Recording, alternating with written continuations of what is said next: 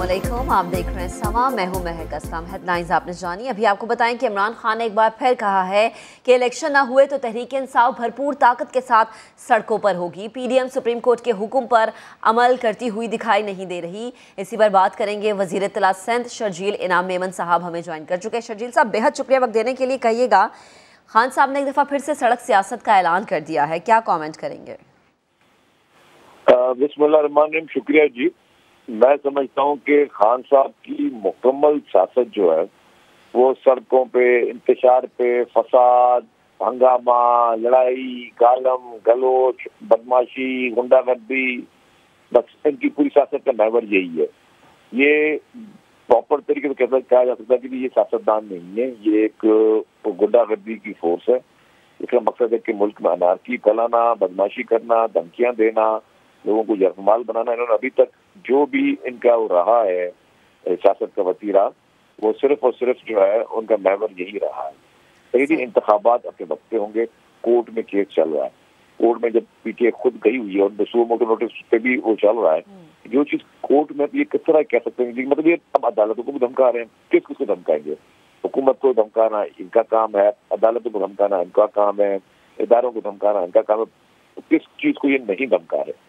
इनका मकसद सिर्फ और सिर्फ जो है मुल्क में अनारकी फैलाना है, जो मैं समझता हूँ कि वो मुल्क के लिए वो बहुत ही बुरा है। क्योंकि अभी तक मुल्क की जो भी इकोनॉमी की तबाही हुई है, उस तबाही के जिम्मेदार इमरान खान साहब है। क्योंकि इनकी पॉलिसियों ने न सिर्फ मुल्क की मईशत को तबाह किया और मुल्क की सियासी को, मुसासत को, मुल्क के अदर के इस्तेहकाम को, सब चीजों के खिलाफ इमरान खान ने बढ़ चढ़ के जो है, मतलब जो भी मैं समझता हूँ कि जो उनको बस नहीं चलता कि इन्होंने पाकिस्तान के लिए वो इस तरह के काम किए हैं। तो मैं समझता हूँ कि हर हाल में जो है वो इस जैसे शख्स को, जो कि पूरे कानून को अपने हाथ में उठा रहा है, सियासत को उसे आलूदा कर दिया, इस शख्स को के खिलाफ जो एहतसाब का शिकंजा है उसमें इसको आना चाहिए। एहतसाब इस शख्स का अभी तक नहीं हुआ और एहतसाब होना इसका बहुत लाजमी है, क्योंकि अभी तक ये एहतसाब से बाला तर रहा है और सारे इसके चोरियां, डकैतियां, सब फ्रॉड, सब चीजें इसके सामने आ चुकी हैं। और उन चीजों की वजह से मैं समझता हूँ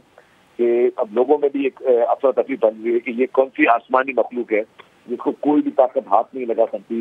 एहतसाब से भी बाला तर है, अदालतों में भी इसको खास मतलब एक स्पेशल ट्रीटमेंट मिल रही है। और इसके लिए जो साकिब निसार की चीजें सामने आ चुकी हैं वो तो और भी शर्मनाक है कि जी कि जितने भी साकिब निसार ने अपने दौर में एज ए चीफ जस्टिस उसको फेवर्स दिए और फिर वही वो फेवर्स इस तरह उतार रहा है कि उसको टिकट्स दे रहा है कि वो टिकट्स वो बिक रही है मार्केट में, इलेक्शन की टिकट्स। जितना नेक्सस है ये पूरा जो है मैं समझता हूँ सवालिया निशान है। एग्जैक्टली शर्जील साहब, इनके अपने फॉलोअर्स सवाल उठाना शुरू हो गए हैं। सोशल मीडिया पर एक कैंपेन बाकायदा चलना शुरू हो गई है। वो जो ऑडियो लीक्स का एक सिलसिला शुरू हुआ है उस पर अब इनसे सवाल पूछा जा रहा है। शर्जील साहब, इस पर भी कमेंट कीजिएगा कि एक मुज़ाकरात का भी दौर चला था जिसमें कहा जा रहा था जी एक टेबल टॉक होगी, हर मसले का हल बैठ के निकलता है। लेकिन जब सब कह रहे हैं कि इलेक्शन एक वक्त पर होना कौम के और मुल्क के मफाद में बेहतरीन है, तो खान साहब इस चीज़ पे क्यों नहीं माने? फिर वो मुज़ाकरात कहाँ स्टैंड करते हैं जो कि हमने देखा कि पीडीएम और पीटीआई के दरमियान होने जा रहे थे, यानी बर्फ कहीं नहीं पिघली। देखिए, मुज़ाकरात तो पीपल्स पार्टी समझती डायलॉग हो और हम डायलॉग कर भी रहे हैं, लेकिन आप देखें कि अगर आप एक तरह से डायलॉग कर रहे हो, ऊपर से इस शख्स की जुबान देखें, आज भी उसने जुबान इस्तेमाल की है। मतलब ये किसी सियासतदान की, किसी सियासी लीडर की जुबान होती है। मैं समझता हूँ कि इखलाक के उससे कभी उनके छू के भी इनको नहीं गुजरा। हमेशा वही बदतमीजी और बाजारी जुबान इस्तेमाल करना वो उनकी। अब आप एक तरह से मुज़ाकरात की बात करें तो आप बाजारी जुबान किस तरह इस्तेमाल कर रहे हैं। और फिर ये देखें ना कि ये धमकी इन्होंने ये गुंडागर्दी वाली जुबान माजी में कोर्ट को भी दी।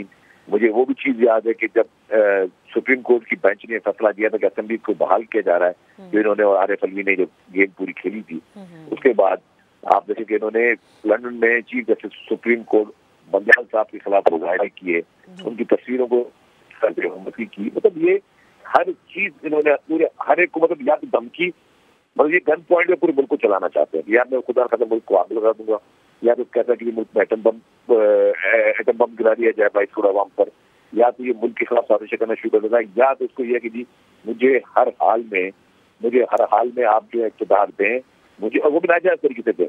ये इदारों को क्या धमका रहा था जी आप न्यूट्रल कैसे हो सकते हैं, आपने मेरी सपोर्ट करनी है, आपको न्यूट्रल होना ही नहीं चाहिए। इसी तरीके से साकिब निसार को उसने अपने हाथ में रखा है। साकिब निसार उसका गठजोड़ था, उसने मुल्क को बहुत तबाही के दौरान पे पहुंचाया। तो आप देखें कि जी एक माफिया जिसे कहा जाए ना, Imran Khan is no more politician, वो एक माफिया का डॉन है। और वो माफिया का डॉन पहले सुप्रीम कोर्ट को के थ्रू अपने अजारादारियां काम करते रहे इलेक्शन से पहले, फिर इलेक्शन के बाद फिर कुछ जगहों से इसको खास सपोर्ट मिली और आरटीएस बैठे वो पूरी दुनिया ने देखा कि जो लोग इसको लेकर आए ऊपर, उन्हीं के खिलाफ ये बरतना शुरू कर दिया, उन्हीं के खिलाफ वो एहसान फरामोशी इमरान खान ने दिखाई। अब वो एहसान फरामोशी जब उसके सामने आ गई तो अब उनको भी इसने दोबारा उनके ऊपर तनकीद और उनके खिलाफ बेहुदा मुहिम शुरू कर दी। अब वही इमरान खान जो है वो फिर धमकियां दे रहे हैं उम्मीदवारों को कि मुझे वापस लेकर आओ, मतलब अब उनके खिलाफ साजिश है।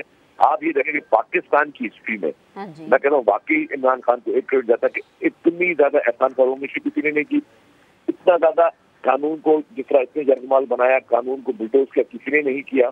ये अंडरवर्ल्ड डॉन के लिए मैं समझता हूँ कि पाकिस्तान के कानून को, पाकिस्तान की सुप्रीम कोर्ट को, पाकिस्तान के हाई कोर्ट को, सबको आंखें खोलनी चाहिए कि इमरान खान को इतनी रियायतें क्यों दी जा रही हैं। अभी इस्लामाबाद हाई कोर्ट में जो उनकी और उनकी खातून जो थी उनकी वाइफ, उनके लिए नैब के नोटिस पे जो आए, मुझे समझ नहीं आता ये क्या पाकिस्तान हो रहा है। इससे पहले नैब के नोटिस जिसको आते थे वो हमेशा जो लोग हाई कोर्ट जाते थे, कभी हाई कोर्ट ने नहीं बोला कि जी ये नैब के नोटिस गलत है।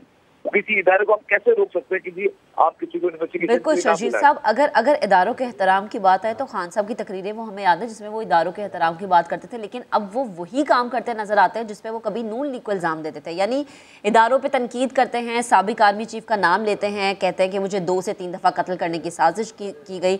सर जब बात होती है इदारों पर इल्ज़ामात की तो खान साहब उसमें पीछे नहीं नज़र आते हमें। जब बात होती है इलेक्शन कमीशन पे तनकीद की तो उस पर भी खान साहब हमें आगे नज़र आते हैं। तो जब इलेक्शन की बात हो रही है तो आपको क्या लगता है हुक्मरान जमात जो है वो इंतखाबात के लिए तैयार है? और अगर इंतखाबात नहीं होते, क्योंकि 14 मई 1 हफ्ते दूर है, अगर इंतखाबात नहीं होते तो फिर नेक्स्ट स्टेप क्या होगा? देखिए जी, मैं एक बात तो खुल के बता दूं कि इंतखाबात जो है ना उसके लिए पीपल्स पार्टी तो हर वक्त तैयार है।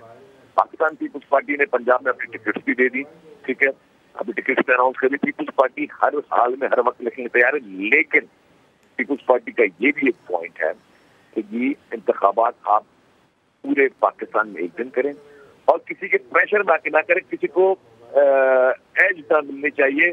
इंतखाबात में एक लेवल प्लेइंग फील्ड होनी चाहिए जो सबको एक जैसी चीजें मिलनी चाहिए। मैं कहता हूँ जी आपने लेवल प्लेइंग फील्ड में कैसे बात कर रहा हूँ कि आपने क्या किया, कुछ पार्टीज के और कुछ पार्टी सरबराहों के खिलाफ बात करना, मुहिम में चला के उनको आपने करना करने की कोशिश की और पॉलिटिकल पार्टी के खिलाफ मुहिम में बात की, इसको फरिश्ता करके पेश किया। आज भी क्या होता है देखिए बात में, मैं कहता हूँ कि पाकिस्तान में एक लॉ होना चाहिए, एक मुल्क एक कानून हो सकता है। एक मुल्क में 2 कानून कभी नहीं हो सकते। अगर ये किसी की सोच है कि एक मुल्क 2 कानून चलेंगे तो मैं कहता हूँ अपना तकलीफ तब होती है कि जब एक शख्स के लिए एक कानून हो, दूसरों के लिए दूसरा कानून हो।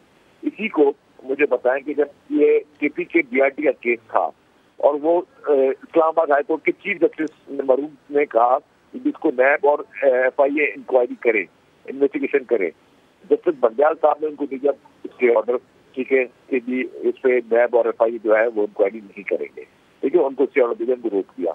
अभी जो नैब के नोटिस गए हैं इमरान खान के उनके अहलिया के खिलाफ, जिनको नैब में जो है तोशा खाना में इनको नोटिस आए हैं, इसके भी इस्लामाबाद हाई कोर्ट कहती है जी कि इनको इस नोटिस की कोई वैल्यू नहीं है।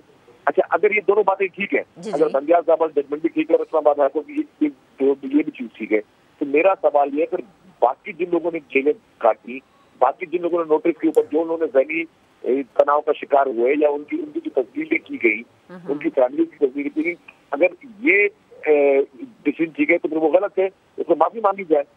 बाकी लोगों के साथ जो भी हमने जुल्म किया, बाकी लोगों को हमने 2-2 साल जेलों में, जिस तरह 10-10 साल में लोगों को जेलों में रखा, वो गलत है, वो क्लियर होनी चाहिए। ये तो नहीं हो सकता कि बाकी पॉलिटिकल पार्टीज के लिए एक कानून होगा और इमरान खान और उसकी खानदान और उसकी फैमिली के लिए अलग कानून होगा। एक मुल्क में 2 कानून नहीं कर सकेंगे, ये सबने बात वाज़ेह कर लेनी चाहिए, अपने जहन में बिठा देनी चाहिए। अगर आपने आज इसको फेवरेट चाइल्ड का इमरान खान को लकब मिल रहा है, फेवरेट चाइल्ड के लिए इसको ट्रीटमेंट मिल रही है अदालतों से उसको बिल्कुल हर चीज में उसको रिलीफ भी क्या आउट ऑफ द रिलीफ दिया जा रहा है, या उसको बिल्कुल एक खास ट्रीटमेंट मिल रही है, तो बाकी जो आपने जाती है वो चीजें सामने लाए ना। बाकी में 2 साल जो जेल में गुजरे, 3-3 साल जो जेल में गुजारे, उनके क्यों, उनको क्या क्या गुजरे। आज आगा सिराज दुरानी स्पीकर है, आज आगा सिराज दुरानी इस वक्त केयर गवर्नर भी है, लेकिन वो 4 साल से जेल में पड़े हुए। क्यों वो कैद में क्यों है? बिल्कुल शर्जील साहब, सवाल तो उठेंगे ना और फिर जवाब भी देने पड़ेंगे। शर्जील साहब, आपकी मौजूदगी का फायदा उठाते हुए बिलावल भुट्टो जरदारी के दौरा भारत के हवाले से भी मैं आपका कमेंट लेना चाहूंगी। दौरा भारत पर बिलावल भुट्टो जरदारी पर क्रिटिसाइज भी हो रहा है, लेकिन भारतीय मीडिया इसे सराह रहा है। सर, इस पे क्या कॉमेंट करेंगे आप? देखिए, मैं समझता हूँ इस पे भी एक और भी सामने आ गई कि इमरान खान, मैं आपको कहता हूँ उसकी दुश्मनी सियासतदानों से नहीं है पाकिस्तान के। इमरान खान की दुश्मनी पाकिस्तान के इदारों के सरबराहों से नहीं है। इमरान खान की दुश्मनी पाकिस्तान इस मुल्क के साथ है, हमारी सल्तनत के साथ है, हमारी प्यारी धरती के साथ उसकी दुश्मनी है। आप देखें क्या हुआ, बिलावल साहब गए, ठीक है, एचसीओ की कॉन्फ्रेंस हुई और वो कॉन्फ्रेंस में एक ऑर्गेनाइजेशन है, उस ऑर्गेनाइजेशन में पाकिस्तान एक मेंबर है। तो उस फोरम पे उनको जाना था, अपने मुल्क को रिप्रेजेंट करना था, तो ये उनका फर्ज था, एज ए फॉरेन मिनिस्टर भी उनका फर्ज था। और मैं समझता हूँ कि किसी को एतराज भी नहीं होना चाहिए। और शाह महमूद कुरैशी साहब जो कि एक्स फॉरेन मिनिस्टर है, उनका अपना बयान था जो कि इमरान खान ज्यादा समझदार है, डेफिनेटली ये बिल्कुल जाना चाहिए पाकिस्तान को, कोई भी फोरम खाली नहीं छोड़ना चाहिए जहाँ पे आप अपने मुल्क की नुमाइंदगी कर सके। लेकिन हुआ क्या कि आज इमरान खान ने जो लफ्ज इस्तेमाल किया, लफ्ज मिल गया था, क्योंकि इमरान खान से आप इसी तरीके से बदतमीजी के लफ्जों की उम्मीद कर सकते हैं, क्योंकि इसकी ट्रेनिंग ही गंदी है, इसकी सोच भी गंदी है। अब मैं ज्यादा कॉल नहीं करता, लेकिन अगर उस पर एतराज किया इमरान खान ने, अगर इमरान खान को खुद अकल नहीं है, खुद अगर इमरान खान जाहिल है, खुद गवार है, तो कम से कम अपने फॉरेन मिनिस्टर से पूछ लेता, शाह महमूद कुरैशी से, जिसने उसकी कहा कि बिल्कुल जाना चाहिए। अच्छा, उसमें मैं समझ जिस तरह बिलावल भुट्टो साहब ने जिस तरह कश्मीर के इशू को वहाँ पे उजागर किया, जिस तरह समझौता एक्सप्रेस के अटैक को उन्होंने उजागर किया, जिस तरह उन्होंने सारी चीजों को बिलावल साहब ने इंडिया में बैठकर, भारत में बैठकर उन्होंने उजागर किया, मैं तो सलाम पेश करता हूँ। और किन हालात में आप बताएं कि हमारे फॉरेन मिनिस्टर गए, आपके और हमारे फॉरेन मिनिस्टर मतलब बिलावल भुट्टो जरदारी साहब के सर की कीमत भारतीय जनता पार्टी जिसकी हुकूमत है उन्होंने मुकर्रर की हुई थी। उन्होंने कहा होता कि बिलावल साहब के मतलब उन्होंने बाकायदा पाकिस्तान के फर्स्ट दुनिया की हिस्ट्री में हुआ है कि किसी फॉरेन मिनिस्टर की आप हेड मनी रखें, तो आपने उनकी हेड मनी रखी हुई थी बीजेपी की, जिसकी वहाँ हुकूमत है।